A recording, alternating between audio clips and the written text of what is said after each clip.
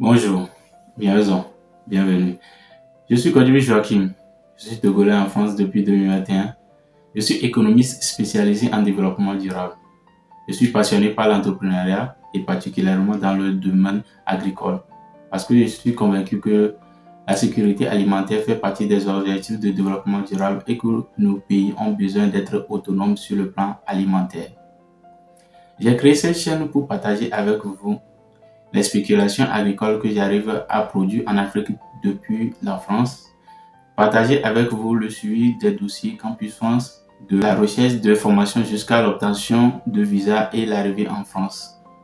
Particulièrement dans cette vidéo, je vais partager avec vous comment j'ai raté mon entretien Campus France, mais je suis quand même parvenu à avoir mon admission dans une université publique en France. Et si ce sont des thématiques qui vous intéressent, n'hésitez pas à vous abonner à cette chaîne, à partager et liker cette vidéo. Oui, comme je l'ai dit dans l'introduction de cette vidéo, j'ai raté mon entretien Campus France. Mais j'ai quand même eu mon admission, j'ai eu aussi mon visa et je suis arrivé en France. L'idée de cette vidéo n'est pas de vous encourager à rater vos entretiens. Mais j'aimerais partager avec vous mon histoire pour vous dire qu'il n'est pas impossible d'avoir son admission après avoir raté son entretien. Je sais que la procédure Campus France est une procédure très stressante. Et avoir ce genre d'histoire peut aider quelqu'un qui est en train de douter actuellement. Alors, comment se faisait l'entretien Campus France à notre époque? Il faut savoir que c'était en 2021 et qu'on n'était pas encore sorti de la période de Covid. Du coup, les entretiens Campus France se faisaient en ligne, c'est-à-dire via l'appel vidéo WhatsApp.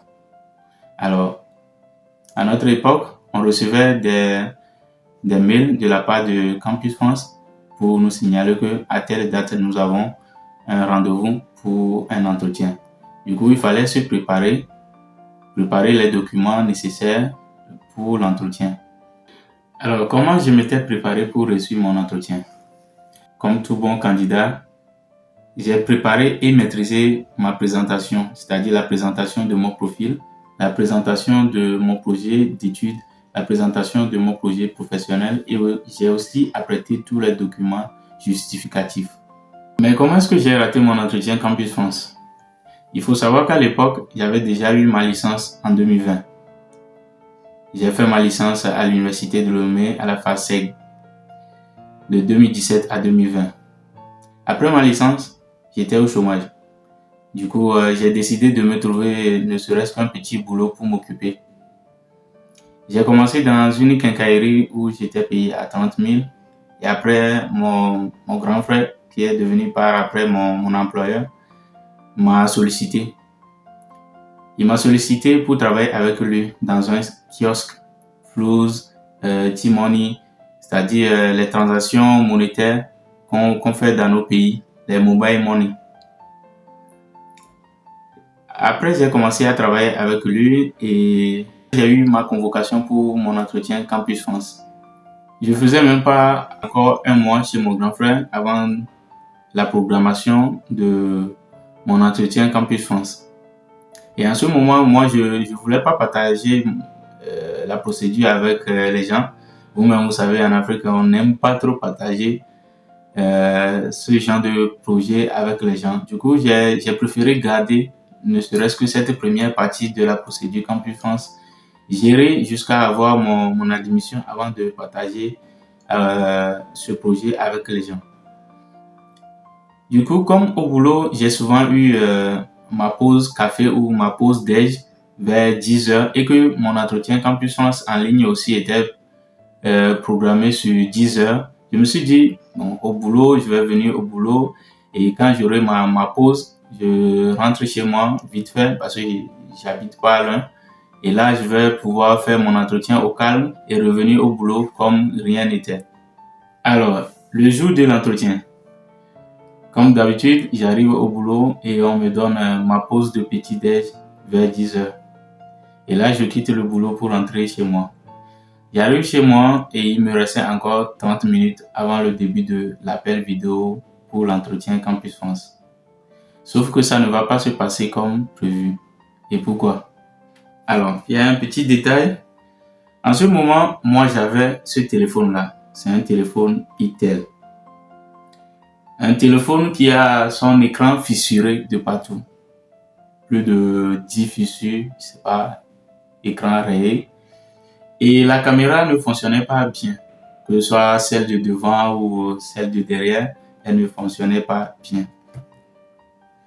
Du coup, j'ai demandé à un de mes cousins s'il pouvait me prêter son téléphone pour que je fasse un petit truc. Et lui, il utilisait en ce moment-là, je crois, un téléphone Huawei. Du coup, la caméra était très très performante et donc ça allait m'aider pour la réussite de mon entretien. Mais il y a un petit détail. Pour ce téléphone Itel, la carte SIM, elle se met à l'intérieur. Mais pour un téléphone Huawei, la carte SIM se met à côté, sur une petite plaque. Mais moi, j'avais pas cette notion-là, je connaissais pas ce détail. Et mon cousin, il m'a juste laissé le téléphone à la maison et lui, il était sorti. Arrivé à la maison, il me restait 30 minutes avant le début de l'appel vidéo. Et donc, j'ai sorti ma carte SIM de mon téléphone pour la mettre dans le nouveau téléphone, le Huawei de mon cousin, pour pouvoir faire l'appel. J'ai essayé de mettre ma carte SIM à côté du téléphone Huawei, pour ceux qui connaissent le téléphone Huawei. Sauf que, avec tout le stress, ça ne va pas bien se passer. J'ai mis la carte et la carte, elle s'est bloquée dans le téléphone. J'ai allumé le téléphone, j'ai rallumé le téléphone, sauf que ma carte ne va pas s'afficher sur le téléphone. Et là, j'ai donc décidé de faire sortir encore ma carte SIM du téléphone de mon cousin pour la remettre dans mon téléphone et faire l'entretien sur mon téléphone comme ça. Même si l'agent de Campus France ne va pas bien me voir, bon, tant pis. Alors, j'essaie maintenant de faire sortir ma carte SIM de ce téléphone Huawei, mais la carte ne va pas sortir. J'ai essayé, ça ne sort pas. J'étais en sueur. Maintenant, je suis sorti de chez moi pour demander secours à certains voisins. Et il y avait une couturière qui avait sa boutique devant notre maison. Du coup, je suis allé là-bas et elle a essayé avec tous les outils qu'elle avait à sa disposition, mais elle n'a pas réussi. Et en ce moment-là, il me restait à peine 20 minutes avant le début de mon entretien Campus France. Alors, j'ai eu un bon réflexe en ce moment-là et j'ai demandé s'il y avait un réparateur de téléphone dans le coin. Et on m'a dit oui, qu'il y avait un réparateur dans le coin. Et il faut savoir que la scène se passait à Lomé, à Adjido Gomé. J'habitais en ce moment-là à Adjido Gomé, Massarassi, derrière l'école technocrate. Du coup, on m'a dit d'aller au niveau de Adjido Gomé, vers la mosquée Massarassi. On m'a dit d'aller vers la mosquée Massarassi et qu'il y avait un réparateur là-bas. Alors, j'ai couru, je suis arrivé et le réparateur de téléphone avait déjà 3 voire 4 clients qui l'attendaient. Mais moi, je l'ai supplié de me faire le téléphone, de faire sortir la carte SIM de ce téléphone-là qui avait une urgence. Et le gars m'a dit non, s'il y a urgence, même s'il y a urgence, il faut attendre. Du coup, j'ai supplié les autres clients qui étaient là avant moi. Et bon, ils m'ont compris, ils ont compris la situation et ils m'ont laissé. Ils ont demandé à l'agent réparateur de faire mon téléphone avant de faire les leurs. Alors, il a pris le téléphone et il a cassé tout le téléphone. Il a cassé littéralement le téléphone et il a sorti la carte. Et il me restait en ce moment à peine 2 minutes parce qu'il a traîné avant d'accepter de faire sortir la carte SIM de mon téléphone. Après, j'ai couru pour rentrer chez moi. Mais c'était déjà trop tard. C'était déjà trop tard. J'ai failli même pleurer. J'étais en sueur. J'étais dégoûté. Très très déçu de moi-même. Et tout. Mais j'ai quand même décidé de mettre ma carte SIM dans mon téléphone. Alors, j'ai pris la carte SIM que j'ai remis dans ce téléphone-là, mon téléphone Itel, le téléphone initial avec lequel je devrais normalement faire mon entretien, mais que j'ai jugé pas bon pour le faire parce que la caméra ne fonctionne pas bien. Du coup, j'ai mis ma carte SIM là-dedans et j'ai rallumé. J'ai rallumé et je vois sur mon WhatsApp que j'ai déjà eu 3 appels en absence, 3 appels manqués. Alors là, j'étais là, je me suis dit, ah, là c'est fini, c'est fini. 3 appels manqués de l'agent Campus France, c'est fini. Alors, à peine, je sais pas, 1 minute, je reçois de nouveau un appel. Et je vois, c'est Campus France. Ah, de l'espoir. Et je me suis dit, voilà, il faut se rattraper et saisir cette occasion pour démontrer et montrer comment j'ai bien préparé mon entretien et tout. Alors, je décroche l'appel et l'agent me dit, présentez-vous, monsieur. Et il faut savoir qu'avec tout le stress et tout ces tracas-là, j'étais plus à moi-même. Voilà. On m'a demandé de me présenter, j'étais là, je suis Kwajubi, Joachim, j'ai fait série scientifique. Donc voilà. Et l'agent m'a coupé. Il m'a dit maintenant, bon, monsieur, s'il vous plaît, dites-moi, vous avez fait la demande en quelle formation? Et en ce moment, vu que j'avais déjà eu ma licence au Togo, moi j'ai postulé pour certaines licences et licence 3 et certaines formations en master 1. Mais maintenant, j'étais là. Je confondais en fait les formations avec le niveau et tout. C'était là, licence 3 en telle formation, master 1 en telle formation, mais je mélangeais juste les pédales et tout. Pire encore, l'agent me dit que, monsieur, je ne vous vois pas. J'arrive pas à vous voir. Et moi-même, parce que je savais déjà que ma caméra, elle ne fonctionnait pas bien. Du coup, je savais que c'était vrai ce qu'il me disait et que réellement, il n'arrivait pas à bien me voir. Il m'a demandé ensuite de lui présenter mes documents justificatifs, ma carte d'identité, mon passeport et tout. J'essayais de lui montrer tous ces documents, mais il m'a dit, monsieur, vraiment, je n'arrive pas à regarder, à bien voir tout ce qui est écrit et tout. Désolé. Voilà. Après, il m'a demandé si j'ai une question à poser. Il dit non.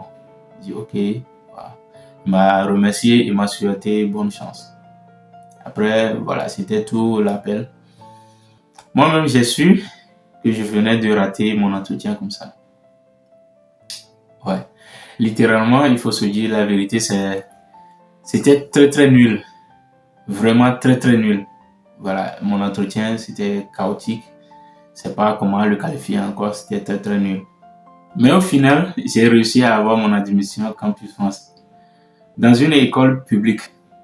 Parce que il y en a qui vont peut-être penser que après, voilà, j'ai eu tous les refus, c'est-à-dire toutes mes réponses étaient des refus et que après j'ai peut-être postulé pour avoir une admission dans une autre école, dans une école privée. Mais non, c'était pas le cas. J'ai eu mon admission dans une école publique, dans une école d'économie qui fait d'ailleurs partie des meilleures écoles d'économie en France. Du coup, la leçon à tirer de cette vidéo, c'était de vous dire vraiment que l'entretien Campus France, certes, ça compte beaucoup dans la procédure, mais il n'est pas impossible d'avoir son admission après un entretien raté. Il y en a qui peuvent penser que c'était juste de la pure grâce divine, mais oui, il y avait eu de la grâce, mais j'avais aussi un bon dossier parce que j'avais de très bonnes notes lors de tout mon cursus licence. J'ai fait ma licence de 2017 à 2020, 3 ans. J'ai fait 3 sur 3 et j'avais de très bonnes notes. Donc, tout ça a compté aussi. Alors les amis, nous sommes à la fin de cette vidéo. C'était toute mon histoire concernant mon entretien Campus France. J'espère avoir redonné de l'espoir à un candidat qui est sur le point de perdre son espoir. Je vais vous dire de croire en vous, croyez jusqu'au bout. N'hésitez pas de vous abonner à cette chaîne Jeune Afro Audacieux, de liker cette vidéo et de la partager autour de vous pour faire grandir cette communauté et pour faire partager aussi mon histoire, mon expérience avec d'autres gens. Merci et je vous dis que Dieu donne à tout le monde.